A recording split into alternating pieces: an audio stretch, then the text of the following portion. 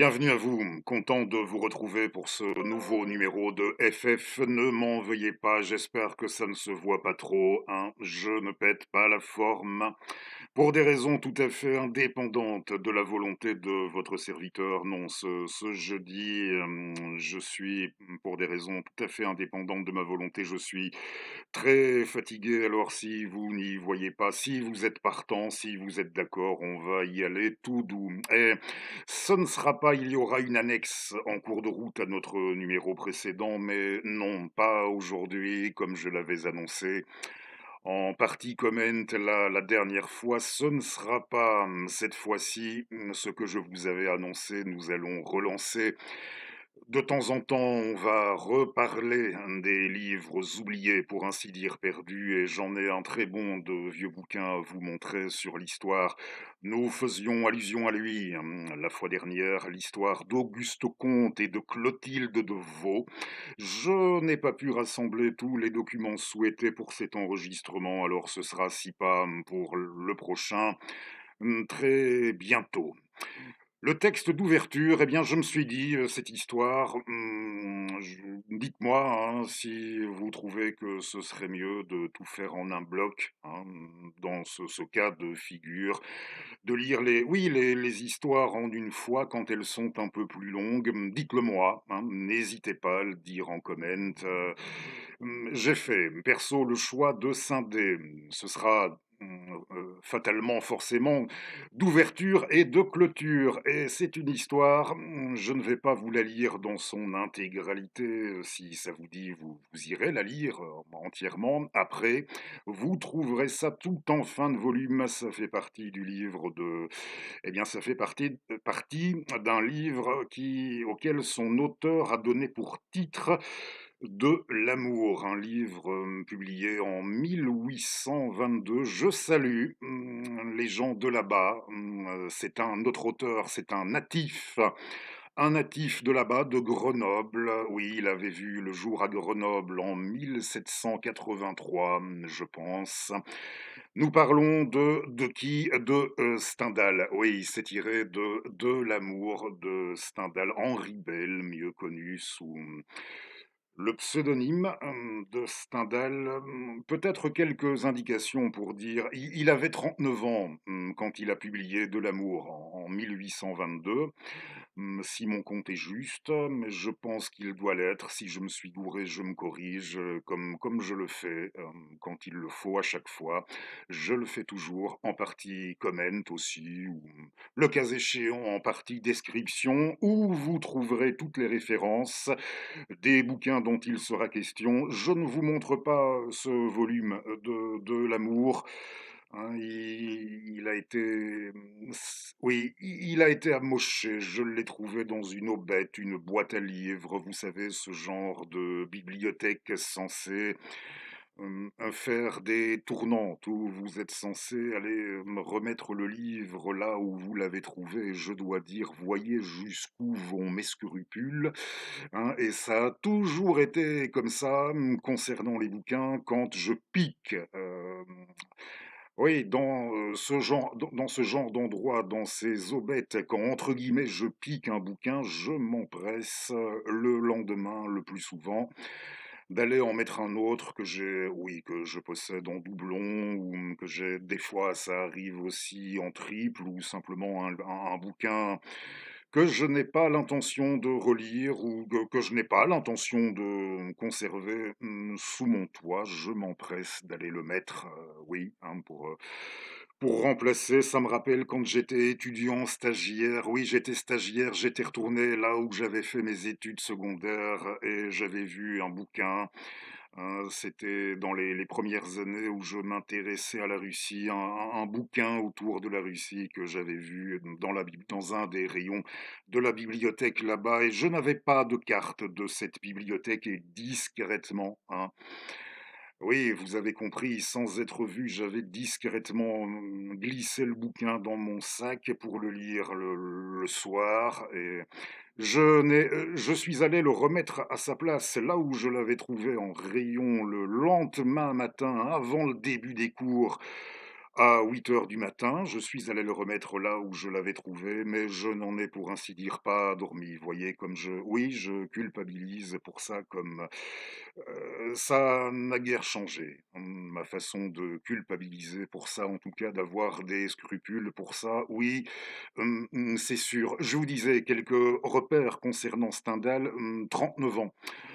À l'époque de l'amour, ce livre, on peut dire que, ce triste épisode dans son parcours avec sa Métilde, hein, si vous vous êtes déjà intéressé un peu à son parcours à lui, à Stendhal, hein, sa triste histoire, l'histoire de son amour pour Métilde, si ça vous dit, là encore, un jour, on en parlera aussi de cette histoire. Ce n'est pas au cœur de notre numéro, mais Métilde, elle aura pas mal influé sur la rédaction de l'amour. Ce bouquin qui en fait est probablement, oui, probablement le plus bel exemple d'un roman qui en même temps n'en est pas un, ou d'un essai qui en même temps n'en est pas un. Si jamais ça fait un peu bizarre ce que je vous dis là, eh bien, il ne faudra pas aller bien loin dans la lecture pour piger, hein. Au besoin, je dis bien au besoin, oui, un roman qui n'en est pas un essai qui n'en est pas un, fortement influencé par cette histoire de Mithilde en Italie. Au départ, c'est que son père, hein, mais il était aux antipodes politiquement, philosophiquement. Oui, je pense on pouvait dire ça. Il était aux antipodes de son père qui, au moment de la première restauration en France, avait accédé, il était devenu maire de Grenoble. Son père, à Stendhal, qui, 2 ou 3 ans après, envisagera à plusieurs reprises, il aura des plans en matière de business, notre parfait anglophile, hein, ceci dit au passage. Alors, on s'autorise, on a des excuses pour ça, et en matière de business, il faisait des plans vers 1816, comme ça, des plans en direction de la Russie avant, et ça n'a pas de secret non plus, si déjà un peu lu sur Stendhal, un peu intéressé à son parcours, hein, ça n'aura pas de secret pour vous non plus. Il passera finalement oui, le plus clair de son temps dans les années qui suivront. Il le passera en Italie, à Milan, où il finira par être suspecté, hein, par les autorités en place. Et Métilde aussi sera suspecte à un moment donné, et il va faire le choix. Comprenez, il va faire le choix de se tailler là où les autorités encore, quand il essaiera 6 ans plus tard de rappliquer, eh bien, les autorités encore, là, il se fera immédiatement éjecté, Stendhal, hein. Et je signale qu'entre-temps, en 1818, car oui, on propose cette formulation dans le texte de présentation de ma vieille édition bien amochée, de ma vieille édition Garnier-Flammarion. On propose, en guise de formulation à propos de Stendhal, de l'envisager comme ayant été un romantique de gauche. À quoi ça pourrait bien renvoyer de nos jours? Je n'en ai absolument aucune idée, pour tout dire, je m'en fiche éperdument, mais pour Stendhal, en son temps, en ces temps du début du romantisme, lui qui avait refusé, hein, pourtant, ceci dit, en 1818, on parlait déjà de ça, de romanticisme alors. 3 ans à peine après Waterloo, déjà, il avait, en quelque sorte, décliné l'offre, de voir oui, son activité, résumée de la sorte, par ce romanticisme. Mais pour cet intitulé de romantisme de gauche, à ce que j'ai pu comprendre, c'est que les hypocrisies, c'est peut-être important, peut-être de le préciser avant d'attaquer notre lecture. Vous aurez ce texte, je l'ai scindé en ouverture et en oui, comme texte d'ouverture et de clôture de notre, numéro.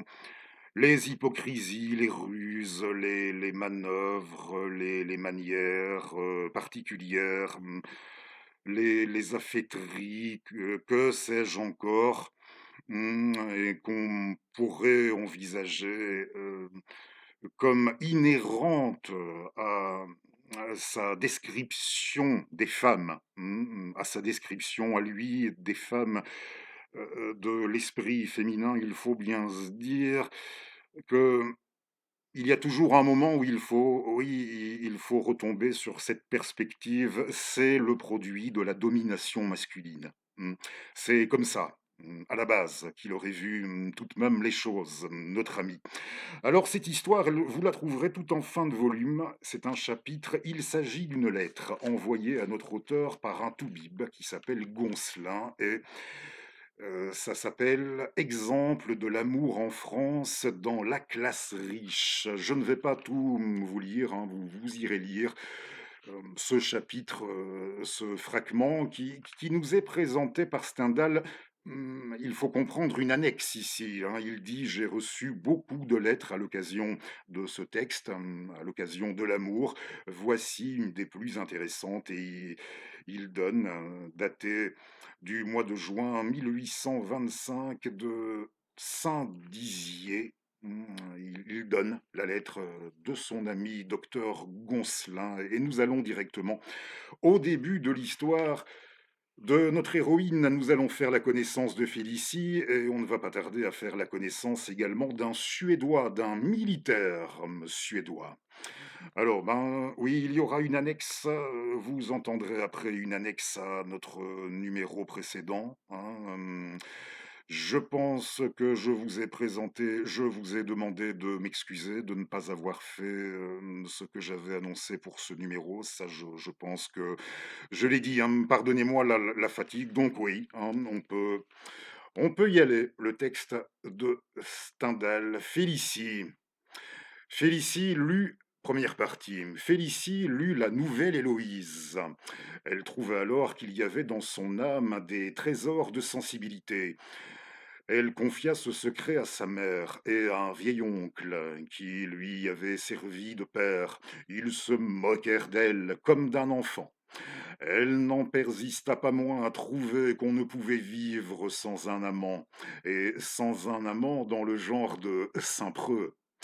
Il y avait, ici commence vraiment pour nous notre histoire de Félicie, il y avait dans sa société un jeune Suédois, et qui est un homme assez bizarre. En sortant de l'université, quand il n'avait que 18 ans, il fit plusieurs actions d'éclat dans la campagne de 1812 et il obtint un grade élevé dans les milices de son pays. Ensuite, il partit pour l'Amérique et vécut 6 mois parmi les Indiens. Il n'est ni bête ni spirituel, mais il a un grand caractère. Il a quelques côtés sublimes de vertu et de grandeur. D'ailleurs, l'homme le plus lymphatique que j'ai connu, avec une assez belle figure, des manières simples mais prodigieusement graves. De là, de grandes démonstrations d'estime et de considération autour de lui. Félicie se dit: «Voilà l'homme qu'il me faut faire semblant d'avoir pour amant. Comme c'est le plus froid de tous, c'est celui dont la passion me fera le plus d'honneur». Le Suédois Velberg était tout à fait ami de la maison. Il y a 5 ans, dans l'été, on arrangea un voyage avec lui et le mari. Comme c'était un homme de mœurs excessivement sévères, surtout comme il n'était nullement amoureux de Félicie, il la voyait telle qu'elle était, fort laide. D'ailleurs, on ne lui avait pas dit en partant à quoi on le destinait. Le mari, que ses airs ennuyaient et qui désirait aussi retirer de l'utilité pour lui d'un voyage entrepris pour plaire à sa femme, l'a planté là, sa femme l'a planté là dès qu'ils arrivaient quelque part. Il allait courir les fabriques, il visitait les usines, les mines, et disait à Velberg: «Gustave, je vous laisse ma femme». Velberg parlait très mal français, il n'avait jamais lu Rousseau ni Madame de Staël, circonstance admirable pour Félicie. La petite femme fit donc bien la malade, pour écarter son mari par l'ennui et pour exciter la pitié du bon jeune homme, avec qui elle restait sans cesse en tête-à-tête pour l'attendrir en sa faveur. Elle lui parlait de l'amour qu'elle avait pour son mari et de son chagrin de l'y voir répondre si peu. Cette musique n'amusait pas Welberg. Il l'écoutait par simple politesse. Elle se crut plus avancée. Elle lui parla de la sympathie qui existait entre eux. Gustave prit son chapeau et alla se promener. Quand il rentra, elle se fâcha contre lui. Elle lui dit qu'il l'avait injuriée en regardant comme un commencement de déclaration une simple parole de bienveillance. La nuit, quand il la passait en voiture, elle appuyait sa tête sur l'épaule de Gustave, qui le souffrait par politesse. Ils voyagèrent ainsi 2 mois, mangeant beaucoup d'argent, s'ennuyant plus encore. Quand ils furent de retour, Félicie changea toutes ses habitudes. Si elle avait pu envoyer des lettres de faire-part, elle eût fait savoir à tous ses amis et connaissances qu'elle avait une passion violente pour M. Velberg, le Suédois, et que M. Velberg était son amant. Plus de bal, plus de toilette, elle néglige ses anciens amis, fait des impertinences à ses anciennes connaissances. Enfin, elle se condamne au sacrifice de tous ses goûts pour faire croire qu'elle aime profondément ce monsieur Velberg, cette espèce de sauvage indien. Hmm. Oui, cette espèce de sauvage indien, colonel dans les milices suédoises à 18 ans, et que cet homme est fou d'elle. Elle commence par le signifier à sa mère le jour de son arrivée. Sa mère, suivant elle, est coupable de l'avoir mariée avec un homme qu'elle n'aimait pas. Elle doit actuellement favoriser de tous ses moyens son amour pour l'homme qu'elle a choisi et qu'elle adore. Il faut donc qu'elle, pardonnez-moi, il faut donc qu'elle persuade au mari d'établir en quelque sorte Velberg dans sa maison. Si elle ne l'a pas sans cesse chez elle, elle menace de l'aller trouver chez lui, à son hôtel. La mère, comme une bête, crut cela, et elle fit si bien auprès de son gendre que Wenberg ne pouvait avoir d'autre maison que la sienne. Charles le priait sans cesse. La mère aussi lui faisait tant de politesse et lui montrait que tant d'empressement que le pauvre jeune homme, ne sachant ce qu'on voulait de lui et craignant à l'excès de manquer à des gens qui l'avaient parfaitement accueilli, n'osait se refuser à rien. Les femmes pleurent à volonté, comme vous savez. Le jour que j'étais seul chez Félicie, elle se prit à pleurer, et me serrant la main, elle me dit: «Ah, mon cher Goncelin, votre amitié clairvoyante a bien deviné mon cœur. Autrefois, vous étiez bien avec monsieur Velberg. Depuis notre voyage, vous avez changé. Vous semblez avoir de la haine pour lui. Cela ne semblait pas du tout, je savais à quoi m'en tenir. Ah, mon ami, reprit-elle, je n'étais pas heureuse auparavant, ce n'est que depuis... Si vous saviez toutes les barbaries de Charles pendant le voyage, si vous connaissiez mieux Gustave, si vous saviez que de soins touchants, que de tendresse. Pouvais-je résister si vous saviez quelle âme de feu, quelles passions effrayantes à cet homme en apparence si froid? Je sens bien. Non, mon ami, vous ne me mépriseriez pas. Je sens bien, hélas, qu'il me manque quelque chose. Ce bonheur n'est pas pur. Je sais bien ce que je devais à Charles, mais, mon ami, ce spectacle continuel de l'indifférence, des mépris de l'un, des soins et de l'amour de l'autre, et cette familiarité obligée de la vie en voyage. Tant de dangers, pouvais-je résister à tant d'amour? Hmm. Pouvais-je résister à tant d'amour et d'ailleurs pouvais-je résister à ces violences, etc., etc. Voilà donc le pauvre Velberg, honnête comme Joseph, accusé d'avoir violé la femme de son ami. Et il faut le croire, c'est elle qui le dit. Elle s'en est vantée à 2 personnes de ma connaissance et sans doute aussi à d'autres que je ne connais pas. La déclaration ci-dessus ressemble beaucoup à ce qu'elle me dit. J'ai conservé le souvenir de ces expressions. Peu de jours après, je vis une des personnes qui avait reçu la même confidence.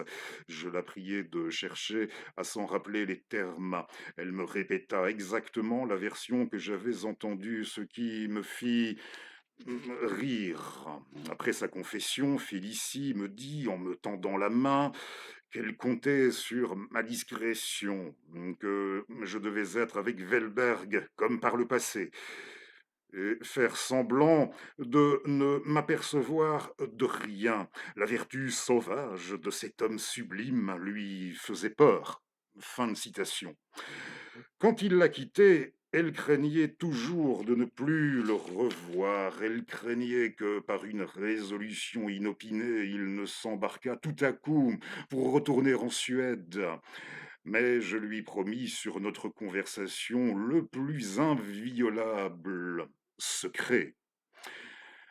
Cependant, tous les amis de la famille trouvaient indigne que ce pauvre Velberg eût séduit une jeune femme dans la maison de laquelle il avait presque reçu l'hospitalité, dont le mari lui avait rendu 1000 services et qui avait jusque-là marché très droit. Je le prévins du sot rôle qu'on lui faisait jouer. Il m'embrassa en me remerciant de la vie et me dit qu'il ne me qu'il pardon encore, il me dit qu'il ne remettrait plus les pieds dans cette maison. C'est lui qui me conta alors comment le voyage s'était passé.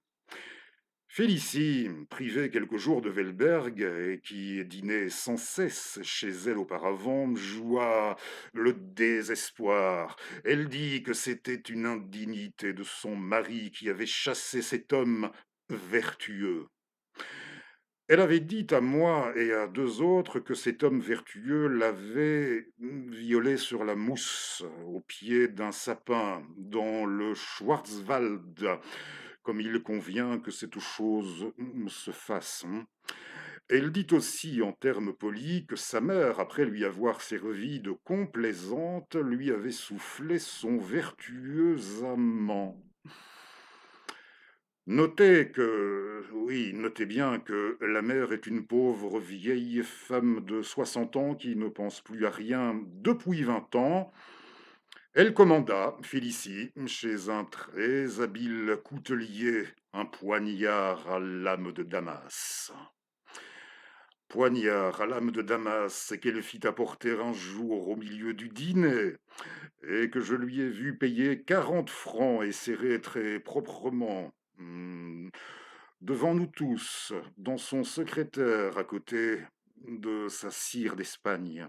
Une douzaine de garçons apothicaires apportèrent chacun aussi une petite bouteille de sirop d'opium. Et toutes ces bouteilles réunies en faisaient une quantité considérable. Elle les serra dans sa toilette. Suite et fin, en clôture de ce numéro. Oui, nous sommes dans les temps, c'est bon. Alors, petite annexe, oui, suite et fin du récit de Stendhal. Pardon encore pour mes petits accros, je me suis permis, histoire de rendre ça un peu plus vivant, ne pétant pas la forme. Oui, j'ai fait quelques ajoutes par-ci par-là à l'oral, mais qui ne sont pas, je crois, attentatoires à notre ami Stendhal. Enfin, je l'espère. Sinon, tant pis. Annexe à notre numéro précédent, c'est que j'ai pu me rendre compte, pauvre Boris, j'ai pu me rendre compte ces dernières années, ce n'est pas ma came, mais cet artiste, je reste malgré tout, je lui suis de différentes façons, je reste lié à cet artiste. Je n'entrerai pas, perso dans le détail, pour ça. Mais oui, je reste assez, Jean Ferrat, je reste assez lié, pour diverses manières à cet artiste. J'ai pu remarquer, qu'il y avait de plus en plus de jeunes qui aimaient Ferrat, qui s'intéressaient à Ferrat. Non, ce n'est pas ma came, mais ceci dit, après le numéro de la semaine dernière, nous faisions allusion à Pauvre Boris, chanson de 1966, de Jean Ferrat, oui, 1966, si vous voulez ici quelques infos, Bon, mon avis vaut ce qu'il vaut au sujet de sa discographie, mais déjà après l'enregistrement précédent, je m'étais repassé quelques titres, où j'ai fait carrément la découverte de choses que je ne m'étais encore jamais passé de lui. Et je dois dire que, oui, pour la poésie, Ferrat, c'était tout de même des fois du très haut vol en matière de poésie, hein. Je dois dire que je le préfère dans l'ensemble lorsqu'il interprète les textes des autres plutôt, que les siens, mais mon avis encore une fois, au sujet d'ailleurs, je vais vous entretenir bientôt, des Ferrat chantent Aragon, mais on trouvera aussi, j'ai fait la découverte, je ne connaissais pas sur le même album que Pauvre Boris, ce texte d'Apollinaire. Si je Oui, ce texte, sur la 1re, guerre mondiale, si je devais mourir là-bas. Mmh. Oui, texte, d'Apollinaire mis en musique c'est sur le même album, qui devait être, le 5e quelque chose comme ça, peu importe. Mais bon, ça, encore une fois, mon avis, mais je dois partager. Je pense que c'est mon frère qui disait ça, oui, au sujet de Ferrat. Ça va jusqu'à l'album, Ferrat 1980. Déjà que, sur cet album, bon, je sais que ça ne j'ai pu remarquer encore que ça ne plaisait pas beaucoup aux fans, quand je disais ça, mais à part peut-être sur l'album de 1985, Les Cerisiers, oui, je trouve ça très bien, oui, c'est très bien, Les Cerisiers, sur l'album de Ferrat 85. Je dis bien l'album de 1991 est particulièrement pénible. Oui, il y en a qui enragent quand je dis ça, je sais, mais fort heureusement, il y eut et on s'autorisera encore, ce sera sans doute peut-être le dernier pour aujourd'hui, cet anglicisme. Oui, on parlait tantôt de notre anglophile, Stendhal, Ferrat à qui l'on doit cette chanson. Il n'était pas trop anglophile, pour ce qui était de chanter in English comme il le disait, puisqu'il y a un titre, parodique de lui sur l'album Ferrat 80. Oui, il y a cette chanson pour être encore en haut de l'affiche. Refermons la parenthèse, pour parler de l'anglophilie toute relative, et on se contentera de dire ça à son sujet. Bon, vous enragez, mais heureusement, il y eut le revival avec le deuxième volume en 1995, son dernier album studio. Le 2e album, c'est flamboyant, je n'ai de cesse de le rappeler, à chaque fois que j'en ai l'occasion. Il faut écouter, pour ce qui est d'une création musicale qui se fait le véhicule d'une pensée, et comme il résumait des fois sa démarche à lui, Ferrat, hein. Alors là, oui, franchement, foncièrement, je suis tout à fait partant. Les 2 albums de Ferrat, Chant Aragon, mais l'album de 80, ça commence à, pardon, peut-être encore à partir en couille. C'est que lorsque je vois des reportages sur lui dans ses jardins, ses plantations là-bas, chez lui, ça devait l'absorber. Il aura dû délaisser à partir d'un moment la création musicale, ce n'est pas trop s'aventurer. Je ne crois pas non plus.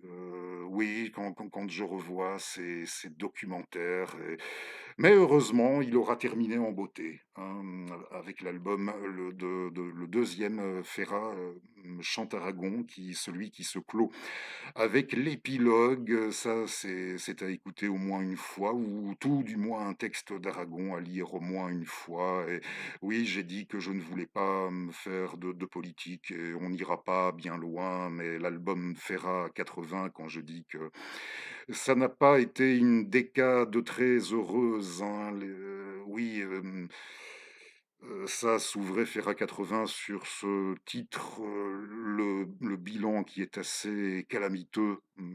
Sur le plan du fond, il avait donné dans une espèce de panneau bateau, je me souviens, au temps où je commençais, j'en ai déjà parlé autant, mais tant pis, on peut y revenir. Non, au 1er temps où je m'intéressais à la Russie, là aussi, ce texte, je l'avais photocopié, retourné dans tous les sens pour essayer de dégager quelque chose, et c'était calamiteux, si je peux me permettre encore, et calamiteux aussi au regard des progrès de l'historiographie. J'entends une fois de plus, de ce que j'appelle une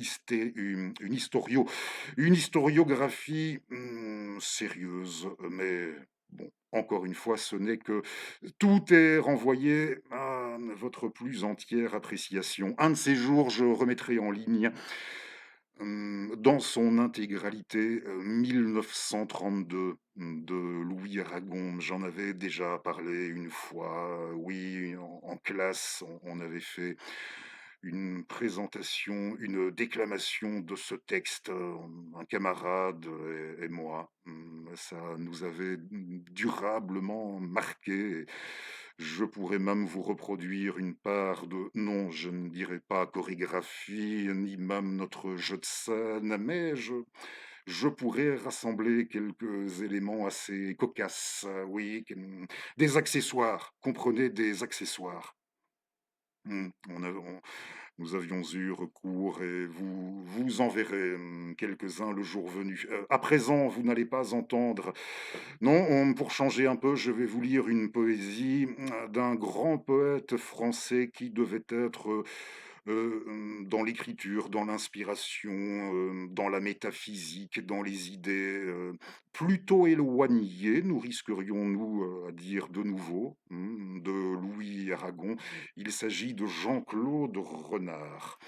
Oui, et dans son recueil intitulé, un recueil qui était sorti, c'était au Seuil, beaucoup de recueils de monsieur Jean-Claude Renard, décédé au début de ce siècle, sont sortis chez cet éditeur, hein, et avec la même, au fil des rééditions aussi, la même présentation assez facilement identifiable. Dans ce puits que rien n'épuise, je vais vous lire La Chambre.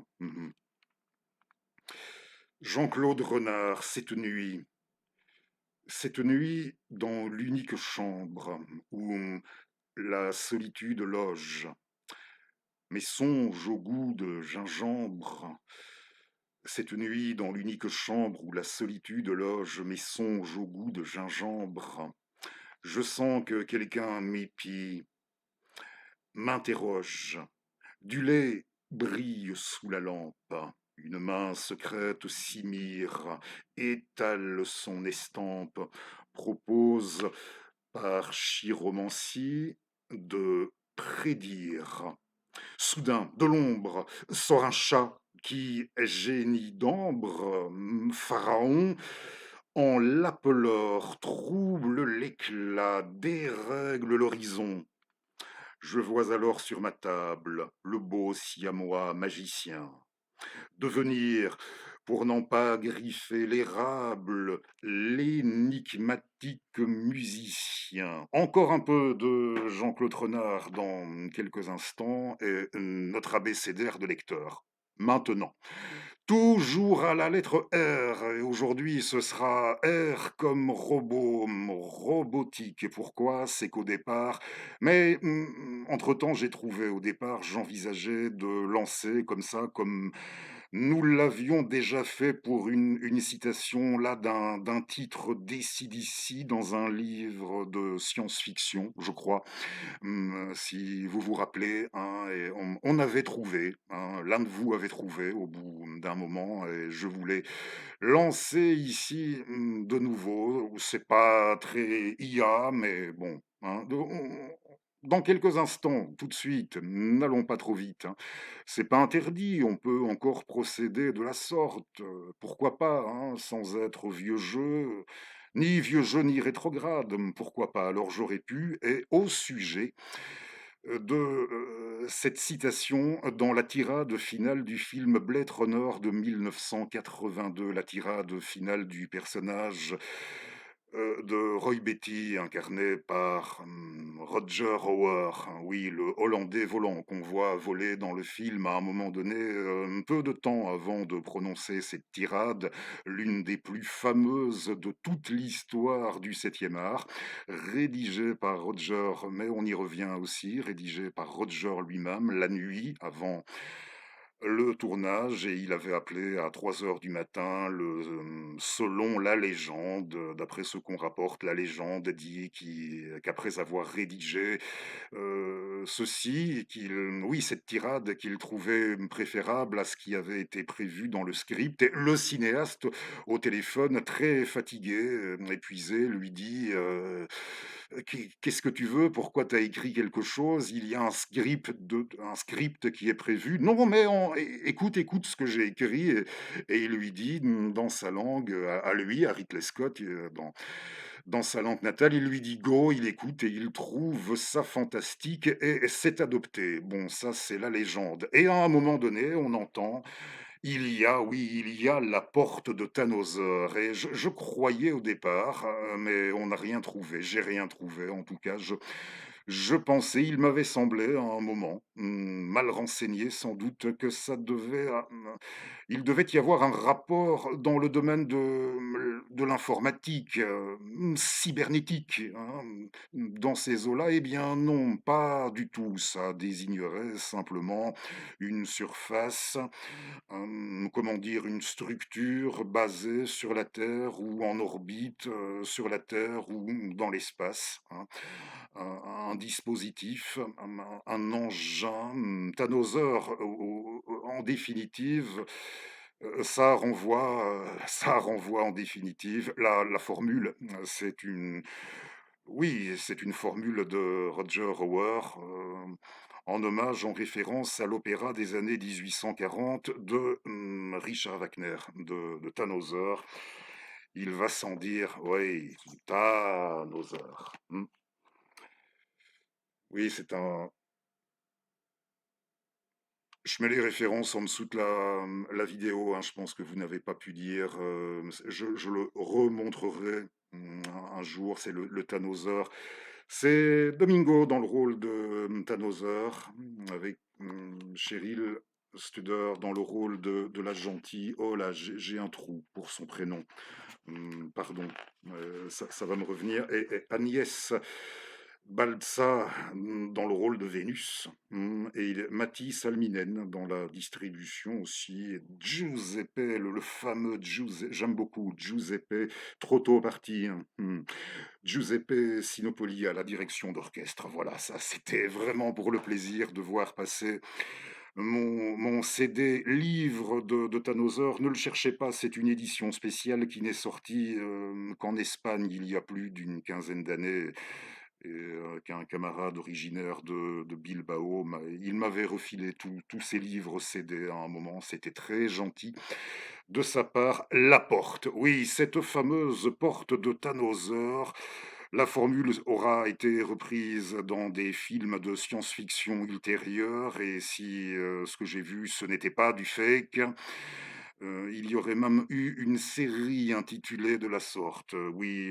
une série, mais en définitive, ça renvoie, dans l'écriture, dans la rédaction du texte par le comédien à l'univers, du troubadour allemand, hein, de notre troubadour allemand du Moyen Âge, de l'époque des Minnesänger. C'est pour dire que notre Hollandais volant, et on n'en a pas vraiment fini avec lui pour ce qui était déjà de maîtriser, bon, Hollandais volant, comme dans un film où volante pour voiture, c'est pas ce qui manque non plus. Lui, oui, sur le plan de ses origines germaniques, sa culture, le meilleur de sa culture, il maîtrisait déjà très bien, pour ce qui était de nous l'improviser. Sa tirade colossale, monumentale. Mais bon, ce qui nous intéresse au cœur de cette séquence, lettre R, robot, robotique, c'est que le livre, le film Blade Runner, il est tiré d'un livre, d'une nouvelle qui se trouve dans un livre intitulé par son auteur, par Philippe Cadic, «Les moutons rêvent-ils» les robots, on va y arriver.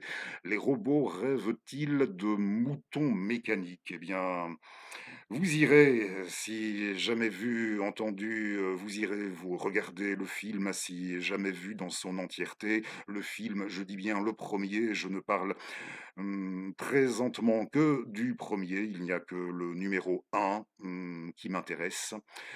Le Blade Runner dont l'action se passe, dans notre passé, déjà en 2019, et l'acteur, Way Roger, nous a quittés cette année-là. Il est décédé la même année que son personnage, de Roy Betty dans le film de Ridley Scott en 2019. Le livre de Philippe Cadic a inspiré le film. Je vous ai déjà raconté ça, hein, Cadic qui s'était rendu sur le tournage au cinéaste. Comment tu fait pour lire, pour voir dans ma tête, ça fait partie de la légende aussi, mais en guise de mouton mécanique. Et c'est que, oui, allez, vous passez, si jamais vu, entendu cette tirade, et plus je la réentends, je me dis déjà que il faisait mieux que rêver de moutons mécaniques, hein. Allez, écoutez, si ça ne vous dit rien, on trouve très facilement des séquences avec l'extrait en single. Encore un anglicisme? Non, ce n'était décidément pas le dernier. Et allez écouter, c'est qu'il faisait mieux que rêver de moutons mécaniques. Les robots, ils s'avéraient au bout du compte et en bout de tirade, en mesure, oui, de redonner à leur tribu le sens des mots holdorliniens, des mots, nous n'allons pas dire des mots de Hölderlin, hein. L'écriture ici, c'est une écriture de l'acteur, de notre comédien, de Roger, mais de redonner, oui, aux mots de la tribu des robots, le sens des vers de Hölderlin. Moi, ça me fait beaucoup penser à Hölderlin, au romantisme allemand par extension, et fatalement, au bout d'un moment, on va retomber sur Wagner et sur Tannhäuser. Et plus les années passent, surtout ne vous méprenez pas, hein, je ne veux pas... euh, non, n'allez pas penser, ne voyez rien de présomptueux dans ce que je vais dire dans quelques instants. Pourquoi cette séquence déjà, hein? Ma question, à présent qu'on est fixé au sujet de cette porte de Tannhäuser, qui renvoie directement au vers rédigé par l'acteur, à présent qu'on est fixé là-dessus, si cette séquence, j'ai voulu la faire parce que oui, plus les années passent et plus je me rends compte qu'il ne faut pas m'accuser, si vous me suivez, n'allez pas m'accuser de détester l'IA, d'être méprisant, moins encore à l'adresse de l'IA. Dans le fond, l'IA, c'est le personnage de Howard dans le film, hein, et elle a l'air, et je ne doute pas que certains en feront une utilisation de cette intelligence artificielle avec les intentions les plus bienveillantes, il va sans dire. Elle a des allures tout de même moins menaçantes que notre comédien, hein. Elle n'a pas Non, ça, c'est agencé autrement. On n'a pas affaire à un grand batave, athlétique, hein, hyper balèze, au profil, menaçant, inquiétant, comme c'est pas possible. L'acteur, en fin de vie, me disait encore qu'une moitié de lui était toujours restée dans ce personnage, ou que dans l'autre sens, que ce personnage avait toujours incarné une part de lui-même, hein, et il décède, c'est ça qui est fou, tout de même, quelque part, on peut le souligner, hein. Il décède l'année de la mort de son personnage en 2019. Mais ça, nous l'avons déjà dit, plus les années passent et plus je m'autorise à penser que l'IA et moi en sommes, bon, peut-être pas surtout, et comprenez, l'IA, le le robot méchant qu'on nous présente au départ, et de fait, il l'est, hein, dans le film, il est très méchant.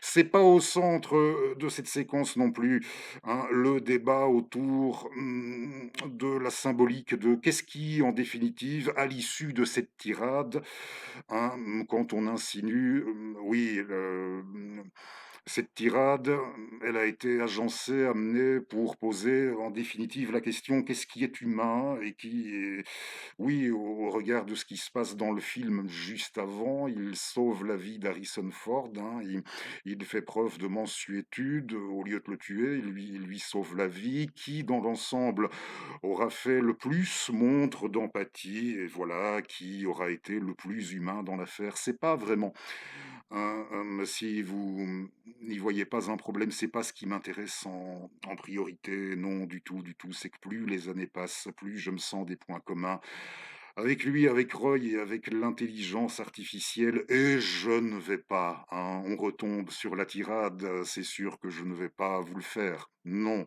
pas moi, hein, je ne vais pas vous faire le coup des nefs de combat enflammées, hein, pas, pas davantage que, oui, je ne vais pas vous faire le coup des nefs, des navires de combat, des nefs enflammées juchées sur les épaules d'Orion, pas davantage de ces 6 bîmes scintillants dans l'obscurité, ou à la traduction, si vous préférez, dans le noir, sur la porte de Tannhäuser. Bon, les 6 beams scintillant dans l'obscurité jusque-là, j'y consens très volontiers, et j'appuie là-dessus d'ailleurs. Non, je ne vous ferai pas, je ne vous ferai pas l'offense pour ça, mais je dois bien avouer que quand, oui, hein, et vous avez vu passer mon CD, ce n'est pas mon premier Wagner, hein, c'était encore au temps du vinyle. Mais je vous prie de croire qu'une fois qu'on arrive dans la tirade, là, c'est sûr, à cette porte, de Tannhäuser, hein, ce personnage, comme le robot, le répliquant que traque Harrison Ford dans le film, hein, qui passe d'un monde à l'autre, d'un univers à l'autre, rejeté aussi, et au bout d'un moment, aussi bien par les hommes que par Dieu, peut-être, hein, rejeté aussi bien par les hommes que par Dieu, comme notre troubadour dans l'opéra de Wagner.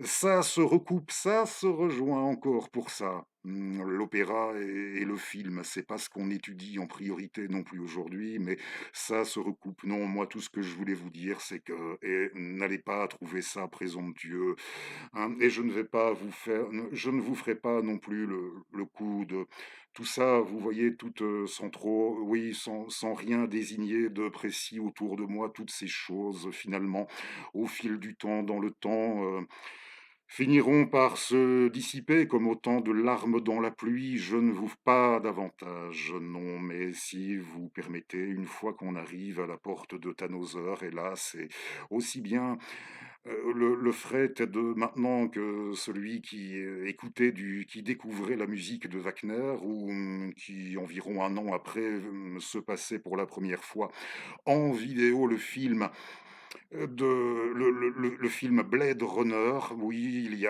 c'est le fret de maintenant et celui d'il y a 42 ans, d'il y a 43 ans, qui vous parle en même temps. On dira que ça se recoupe, et très bien.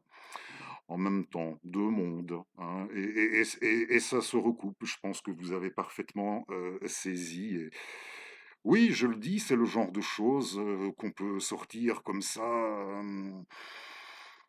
après un certain nombre d'années dans l'existence d'un lecteur de livres, d'un lecteur de poésie aussi, mais je ne vous ai pas fait non, hein, et j'insiste encore, je ne vous ai pas fait le coup des larmes dans la pluie pour, aller savoir toutes ces choses. Non, là, absolument pas. Et oui, la 1re fois que je me passais le film en vidéo, c'était un samedi après-midi. Mes parents qui rentraient du supermarché, et c'était juste au moment, oui, qui rentraient des courses, et c'était juste au moment où il y a la meuf, la réplicante, qui, oui, Harrison, qui est pris entre les genoux de la réplicante, et ma mère de s'exclamer: «Qu'est-ce que tu nous as encore ramené là?» Dans un numéro précédent, je vous avais raconté, j'ai une autre histoire, une autre anecdote, pas à proprement parler scabreuse, mais bon, dans le genre, voilà, je mets le numéro en lien, tout en bas, du côté droit. C'est celui que je mettrai tout en bas du côté droit. Si vraiment vous souhaitez aller écouter, oui, mes parents qui rentraient des courses, mais je vous dis, c'est le Fred de maintenant aussi bien que celui de ce temps-là qui, à un an d'intervalle, avait découvert Wagner et Blade Runner, et ça m'avait fait bizarre. Il était doublé en français. Cette fois-là, Roger, ça m'avait fait bizarre au moment de prononcer sur près de la porte de Tannhäuser. Sur mon premier vinyle de Wagner, il y avait la version de Paris, hein, la fameuse version de Paris, et très bon enregistrement, du très bon Karajan, là encore, vrai de vrai, du très bon. Le Karajan chez EMI, avec la version de Paris, bacchanal inclus, oui, de l'ouverture de Tannhäuser avec les ballets. C'est franchement du bon. Vous irez écouter aussi si ça vous fait envie, mais je pense que vous avez saisi, moi aussi. Mm. Moi aussi, j'ai vu des choses. Lia et Roy Betty et moi, on aura vu des choses, que si ça se trouve, le cas échéant, vous voyez, hein, je suis prudent tout de même que peut-être le cas échéant, vous allez peiner, à vous représenter, mais peut-être que vous aussi, vous allez vous reconnaître là-dedans d'une manière ou d'une autre, je ne sais, hein. Ça me semble clair. Bon, maintenant, attention, pour retomber quelques instants sur la symbolique, hein, dans ces dernières interviews, il y en a qui disent que de cette tirade, par rapport à ceux qui ont tendance à afficher comme ça sur, des vidéos type sensationnaliste, la tirade de la vérité dans l'une de ces dernières interviews. Ce brave, Roger, oui, il avait soin tout de même de dire que c'était un robot, et que s'il en venait à dire ça, à pondre ça, à sortir ça, c'était parce que ça lui était envoyé tout de même par ses programmes en guise de synthèse à son séjour terrestre, à son parcours, à sa vie, voilà, si vous voulez, oui, à sa vie. Il avait soin tout de même de le rappeler, je me permets de trouver ça tout de même pertinent, hein, oui. Des micros, mais oui, des microprocesseurs, pour redonner un se oui, si pas redonner un sens aux mots de la tribu, ou pour oui, pour mettre les sur la tribu, des robots, les mots de Hölderlin, les mots de la poésie, de la pour remettre la poésie des origines. Là, je suis bien d'accord, pour ça, c'est sûr, hein, les mots de la poésie des origines, et d'un côté, et des microprocesseurs, et qui, toujours pour faire allusion aux exposés de notre ami, je ne suis pas un kleptomane intellectuel, de notre ami Dominique Pagani, il en a souvent parlé, aussi bien des mots, pour la poésie, des mots de la tribu, comment disait-il? De oui, de cette poésie ici, ce sont les microprocesseurs, les microprocesseurs en somme. Ça va me revenir, hein, j'ai un trou, il faut pas m'en vouloir, je suis terriblement, fatigué. Si on songe, ça fait son ça je voulais parler en fait de la manière dont un écrivain est la somme de ses lectures, hein, comme cette tirade était la somme de ses expériences, de sa vie. Quand on dit qu'un écrivain est d'abord la somme de ses lectures, hein, et je n'y prétends pas, nullement, la somme de ses lectures et un petit quelque chose en plus. Comment disait-il, notre ami, notre camarade? Oui, il parlait des mots de la tribu et aussi de redonner c'est pas grave, je suis trop, j'ai un trou, je suis trop fatigué. Ça va probablement me revenir avant la fin de notre numéro, mais je pense que vous avez compris. On est amené à voir des choses au fil de, et je n'ai pas parlé de consommer certaines substances, hein, du tout, du tout. Ça non, c'était pas, ça n'entrait pas en jeu aujourd'hui. Je suis bien triste de ne pas revenir sur. Peut-être que ça va me revenir, hein, c'est pas grave. Je vous lis quelques vers, je vous lis quelques autres vers de. Si je n'étais pas aussi fatigué, je me trouverais lamentable, c'est clair. D'autres vers dans un autre recueil de Jean-Claude Renard, ceci que j'aime vraiment beaucoup, quand on parle des larmes dans la pluie. Et ici, il nous parlait de la terre qui approche à l'odeur de la nuit. Mais une enfance croît, mais une enfance croît sous les planètes pures. Une enfance croît sous les planètes pures. Et Jean-Claude Renard toujours. Mes corps de groseilliers, d'oiseaux et de fontaines, mes eaux de haute mer ne pourront plus jamais dormir le vendredi des îles calcinées. Les mystères sont noirs comme des anémones autour de mes navires, et mauvaises les pluies, mais les grandes oranges mûrissent dans la mort. Et là, c'est dans un recueil, et les références seront en dessous de la vidéo de Jean-Claude Renard qui s'intitulait Incantation du temps. Vous allez entendre la suite et la fin de. Elle va me revenir, ça va me revenir, la formule. Ce ne sera pas plus mal pour clôturer.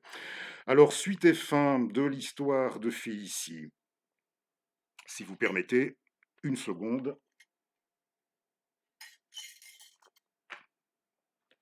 Voilà, voilà. On se rince. C'est du direct, c'est le moins qu'on puisse dire. Rincer le gosier, on retourne chez Félicie.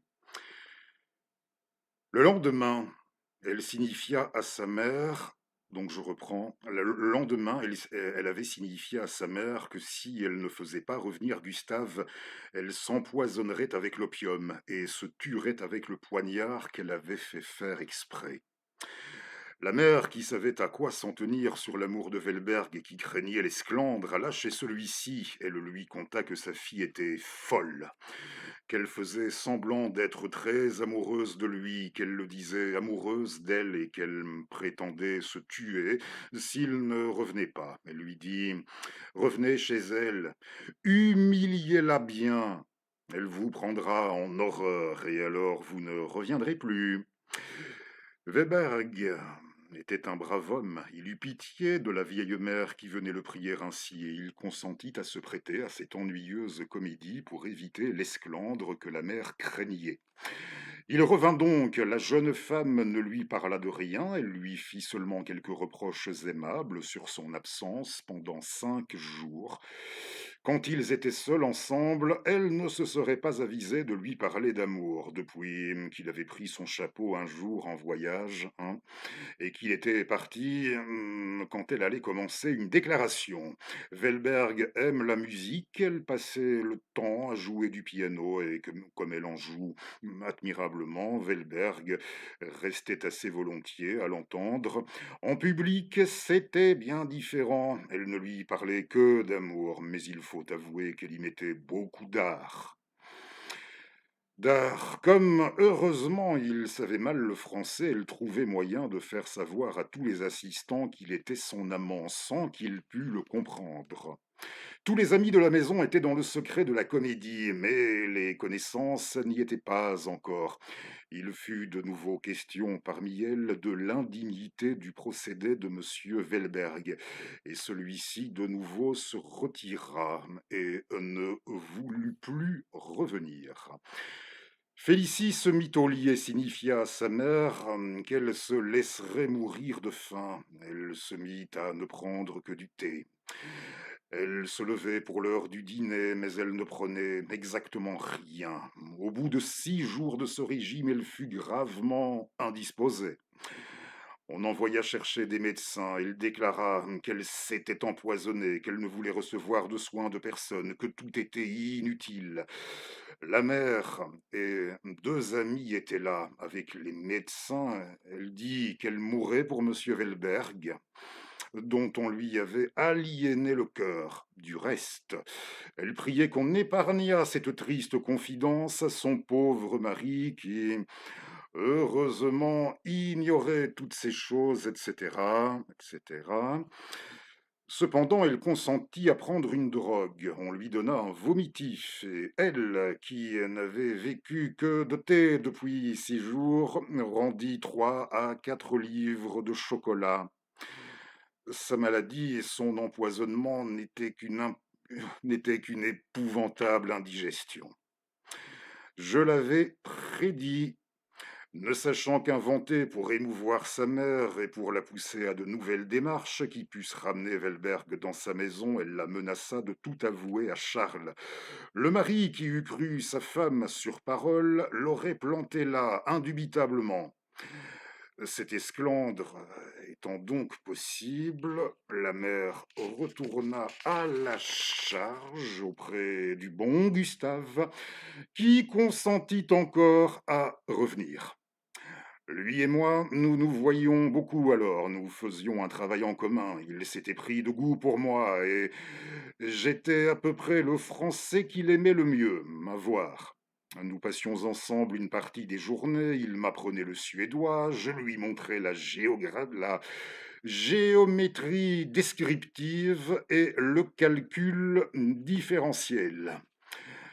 Car il s'était pris de passion pour les mathématiques et souvent il m'obligeait à rajeunir dans nos livres mes souvenirs déjà anciens de l'école polytechnique. Je prenais ensuite mon violon et beaucoup plus tolérant que vous, il restait volontiers des heures à m'entendre. Félicie me fit la cour pour que je fusse sans cesse chez elle. Elle savait que c'était un moyen d'attirer Velberg. Un matin que nous déjeunions tous trois ensemble chez elle, elle imagina de faire preuve d'amour à Gustave devant moi, et elle affecta avec lui les trivautés de gens qui vivent dans la plus parfaite intimité. L'autre, d'abord, ne comprit pas. Enfin, elle mit tellement les points sur les i qu'il fallut bien comprendre. Il me regarda, rit et sans bouger avala son morceau. On lui proposait de faire quelques rajustements à la toilette de Félicie. Il lui dit brutalement, pardieu, vous avez une femme de chambre pour vous habiller. Et elle me dit tout bas à l'oreille, voyez-vous comme il est délicat. J'étais sûr que devant vous, il ne voudrait pas remettre une épingle à mon fichu. Cependant, elle n'était pas si contente qu'elle me le disait de la délicatesse et de la retenue de son prétendu amant. C'était, je me le rappelle, un dimanche de Pâques. Quand nous eûmes fini le déjeuner et que nous ne prenions plus que du thé, elle dit à son domestique: «Paul, dites à ma femme de chambre que je n'ai pas besoin d'elle et qu'elle profite de ce moment pour aller à la messe.» Nous restâmes à prendre le thé. Le domestique n'entrant plus, elle s'approcha très près du feu. «J'ai bien froid», dit-elle, en tendant la main à Velberg. Est-ce que je n'ai pas la fièvre? Ma foi, je ne m'y connais pas. Mais voilà Goncelin, qui se fait à sa campagne, le médecin de ces paysans, il doit se connaître à la fièvre. Il vous le dira, je lui tâtai le pouls. Pas le moins du monde, lui dis-je. C'est singulier, reprit-elle. Je suis toute, je ne sais comment, il me semble que je vais me trouver mal. Tenez, voilà que je vais me trouver mal, j'étouffe. Desserrez-moi, monsieur Gustave, desserrez-moi. Goncelin, je vous en prie, allez chercher dans l'appartement de mon mari, quoi, du benjoin, pour le brûler. Il y en a dans son médaillier, je sais où il est, dit Velberg, j'y vais. Goncelin va vous aider, je retourne dans l'instant. Et il revint 5 minutes après. Je m'étais amusé à la délacer, la figure à part. Elle était bien jeune, bien faite, la peau blanche et douce. Je lui avais découvert la poitrine. Elle se serait laissée mettre toute nue, j'usais passablement de la partie découverte, et je lui disais: «Votre cœur bat très doucement, n'ayez pas peur, ce n'est absolument rien.» Elle jouait un évanouissement modéré. Velberg, qui faisait exprès d'être longtemps dehors, rentra à la fin, posa le benjoin sur la cheminée et se remit tranquillement à manger des biscuits et à avaler des tasses de thé. Félicie, qui voyait tout cela en faisant semblant de ne pas y voir, n'y tint plus. Aussi bien, comme j'avais dit à Gustave, qu'elle n'avait aucune altération dans le pouls ni dans la respiration, il avait ajouté: «Félicie, c'est bien singulier qu'avec cela, elle ait une syncope.» Félicie, poussée à bout, revint peu à peu à elle. Elle se rajusta et nous pria de la laisser seule. Comme elle croyait avoir grand intérêt à paraître réellement évanouie devant Gustave, je crois que si j'avais essayé de satisfaire une fantaisie qui ne me prit pas, elle se fût laissée faire, sauf à dire ensuite que c'était de ma part l'excès de l'indignité et de la sienne l'excès du malheur. Et notez bien que matériellement honnête jusque-là et fort insensible d'ailleurs à ce plaisir, elle eût souffert très certainement d'être ainsi v trois petits points. Félicie fut si cruellement humiliée de cette manifestation d'indifférence de Velberg pour elle, devant moi, à qui elle en parlait toujours comme de l'amant le plus passionné, qu'elle en fut réellement malade. Velberg, après cette farce ridicule, ne voulut plus revenir chez elle. Cependant, comme elle garda le lit quelque temps et qu'auparavant on le voyait sans cesse dans cette maison pour éviter qu'on ne remarquât son absence, il parut. Ses visites, peu à peu, furent plus rares, et ce ne fut qu'après 8 mois qu'il cessa d'y aller tout à fait. Pendant ces 8 mois, elle n'a cessé de le représenter à tous comme son amant, alors même qu'on ne le voyait presque plus jamais chez elle. Félicie aime beaucoup la musique. N'ayez pas de loge aux bouffes. Elle avait très rarement l'occasion d'y aller.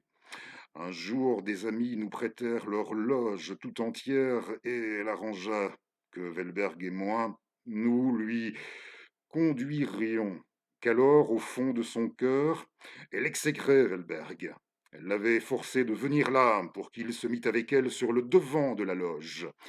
Gustave dit qu'il faisait trop chaud et sortit du théâtre, me laissant seul avec elle. Ma foi, Comme il lui donnait sans cesse de pareils démentis, à partir de ce jour, elle changea de ton, et après avoir parlé pendant 1 an de la passion, de l'amour, de la passion, de l'amour de Velberg, elle commença à toucher quelques mots de son inconstance et des peines qu'il lui causait. En même temps, il me revint aux oreilles que je passais pour être son amant.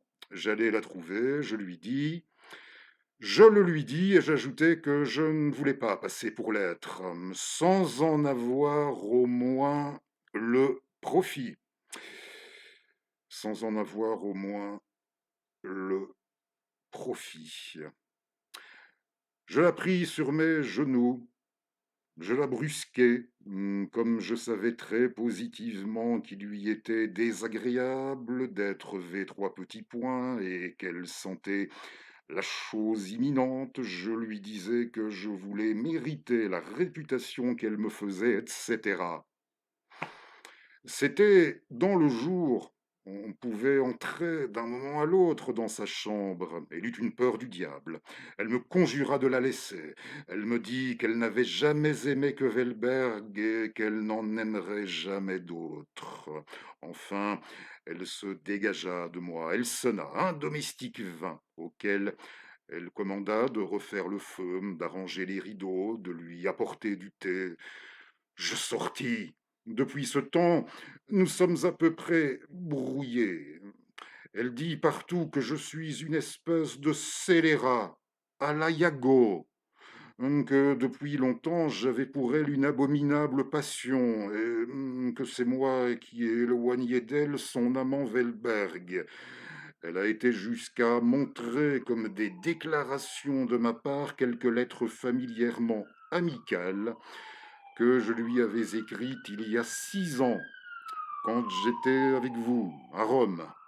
À présent, la vanité de Félicie s'exerce sur d'autres objets. Elle dit, en parlant de Velberg, des phrases tristes. Du 3e volume de Corinne, elle joue le deuil d'une grande passion. Elle ne va plus dans le monde. Chez elle, plus de toilettes, mais elle donne d'excellents dîners où viennent de vieux imbéciles qui passent pour avoir été des gens d'esprit autrefois et de pauvres diables qui n'ont pas de dîner chez eux. Elle parle avec admiration de Lord Byron, de Canaris, de Bolivar, de Madame de Lafayette. On la plaint dans son petit monde comme une jeune femme bien malheureuse et on la loue comme une personne infiniment sensible et spirituelle. Elle est passablement contente de la sorte. Cela fait une de ces maisons bourgeoises que vous détestez tant. Avais-je raison de vous dire que cette ennuyeuse histoire ne vous servirait à rien? Elle est plate par sa nature. Tout se passe en discours dans l'amour-vanité. Les discours à raconter ennuient. La plus petite action vaut mieux. Ensuite, ce n'est pas, je crois, ici l'amour-vanité comme vous l'entendez, et Félicie a un trait rare, s'il ne lui est point particulier, c'est que c'est une chose désagréable pour elle que de faire son métier de femme, et qu'il lui importait fort peu de faire croire à l'homme qu'elle proclamait son amant, de lui faire croire, dis-je, qu'elle l'aimait réellement. Bravo pour votre endurance à celles et ceux qui auront suivi la vidéo jusqu'au bout. Oui, oui, je me suis souvenu, hein, c'est revenu, pardon. Voilà, je ne vais pas encore répéter pardon 10 fois, mais ça m'est revenu la poésie. Oui, à l'issue de la tirade de Roger, hein, à l'issue de ces programmes, la poésie qui se rappelle à nous comme pouvant s'avérer une science plus exacte encore que les mathématiques et la géométrie.